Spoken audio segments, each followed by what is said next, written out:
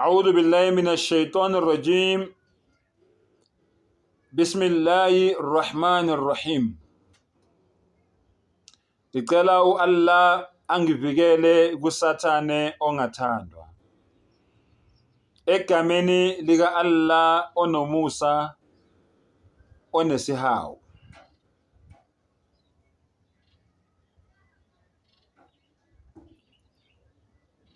ومن أعرض عن ذكر الله فإن له معيشة ضنك واحشره يوم القيامة أعمى.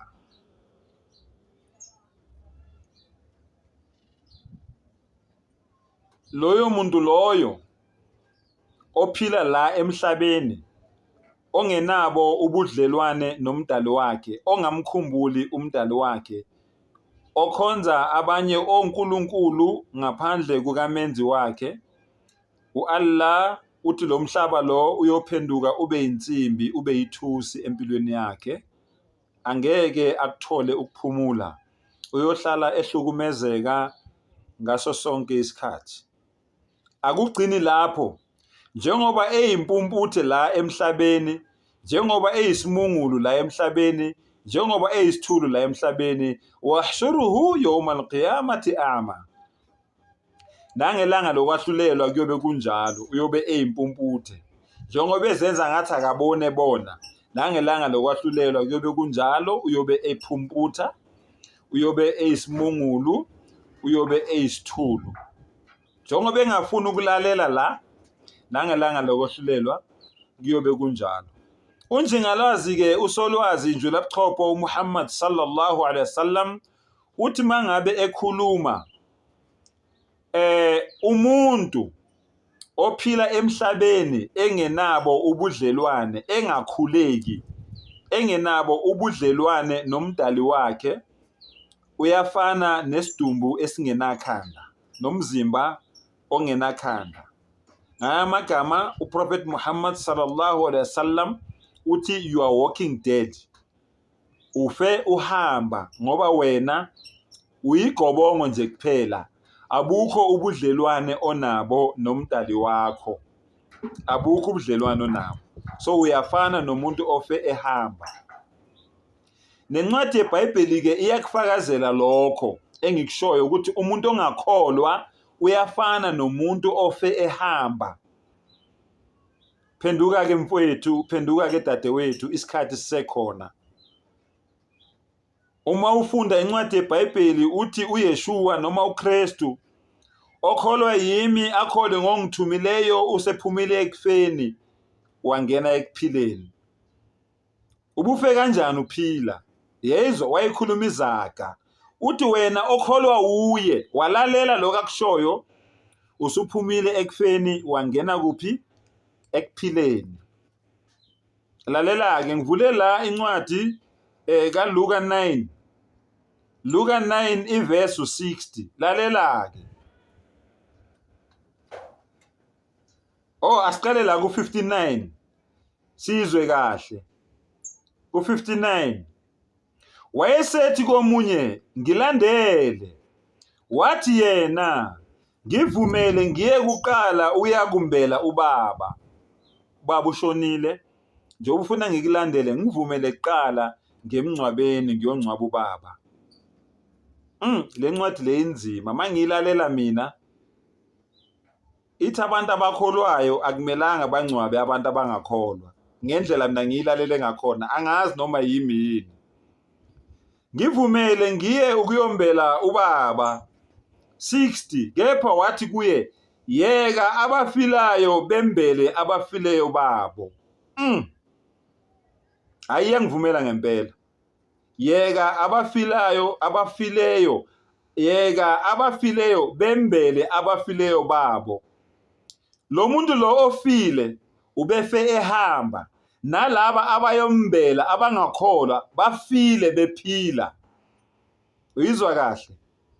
Lo muntu lo ofile ubefile esaphila, noma engasekho manje usefile. Nabaphilayo kodwa ngoba bakholwa bafile behamba they are walking dead, amagobongo aphila, amagama ukuthi bayaphila ngoba uyambona ukuthi umuntu nangu uyahamba, kodwa ngoba kakholwa ufe ehamba.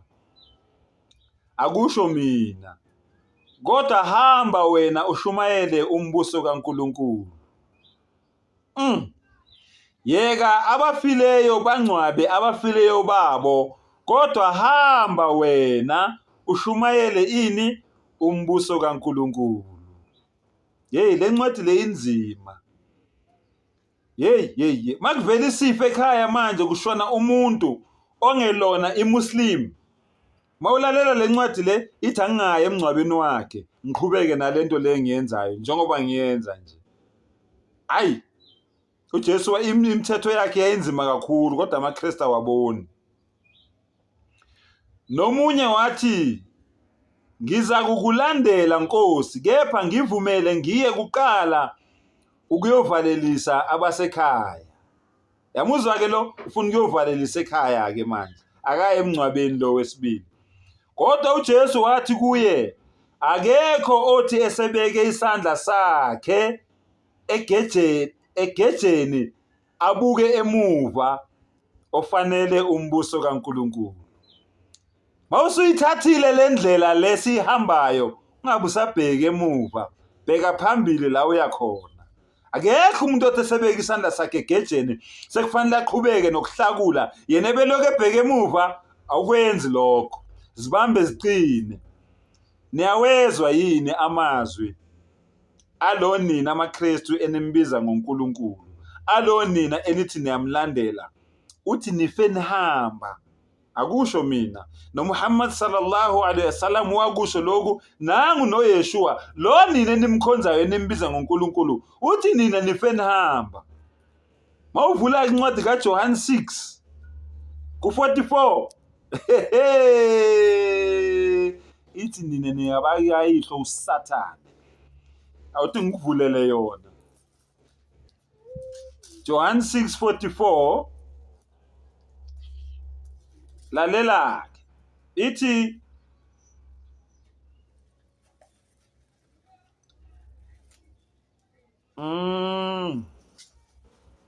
John 6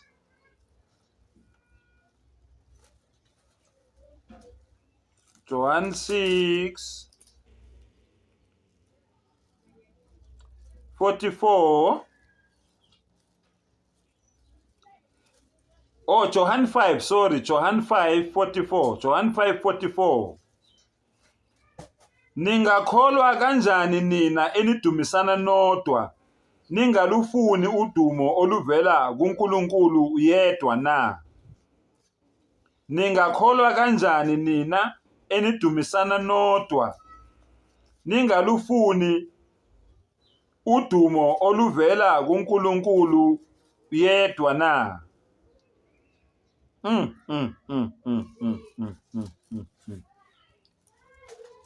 Niyayizwa noma nizwa?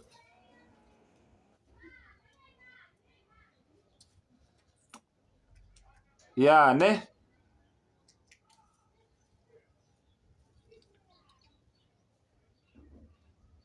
Ngifuna laphithi nina ningabakayihlo uSathane nenza imisebenzi yakhe.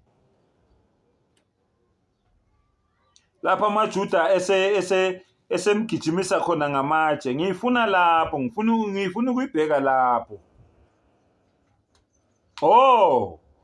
uJohn 8 ivesi 44, ngibambe kahle, uJohn 8 verse 44. Ithi nina ningabakayihlo uSathane, nithanda ukwenza izinkanuko zikayihlo. Yena wayengumbulali wabantu kwasekuqaleni, akemi eqinisweni, ngokuba iqiniso lingekho kuye. Nxa ekhuluma amanga, ukhuluma okungokwakhe, lokhu engumqambimanga noyise wawo. Hayi, ngicabanga ukuthi amaKristu azwile. Ibambe lapho ndaba ezitha, inqunywa amakhanda iyeke. Wa akhiru dawana anilhamdulillahi rabbil alamin.